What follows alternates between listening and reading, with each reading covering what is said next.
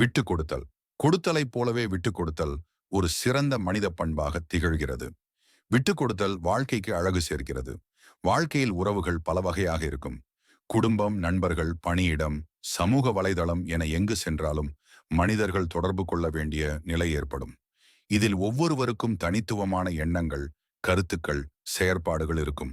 ஆனால் உறவுகளை பாதுகாக்கவும் அமைதியாக வாழவும் விட்டு கொடுத்தல் என்பது அவசியமான ஒரு குணமாகும். விட்டுக் கொடுத்தல் என்பது தன்னலமற்ற மனப்பான்மையை வெளிப்படுத்துகிறது. ஒரு பிரச்சனை நேர்ந்தபோது அதனை தீர்ப்பதற்காக ஒருவர் அடுத்தவரோடு சிறிதளவு தங்கள் விருப்பங்களில் மாற்றம் செய்து ஒத்துப்போகும்போது உறவுகள் உறுதியாக வளரலாம். இது மன நிம்மதியையும் பரஸ்பர புரிந்து கொள்ளுதலையும் வளர்க்கிறது.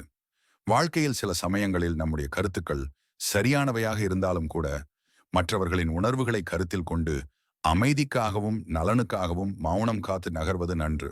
இதுவே உண்மையான அறிவுடைமையாகவும் அமையும். உதாரணமாக, குடும்பத்தில் ஒரு விஷயத்தில் கருத்து வேறுபாடு ஏற்பட்டால் அனைவருக்கும் நன்மை பயக்கும் விதத்தில் முடிவு செய்ய நாம் விட்டுக் கொடுக்கலாம்.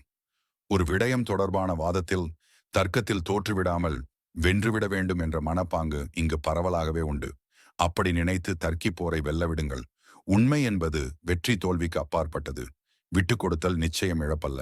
அதனால் ஏற்படும் சிறந்த விளைவுகள் நீங்கள் அறிந்ததில்லை. அவ்வளவுதான்.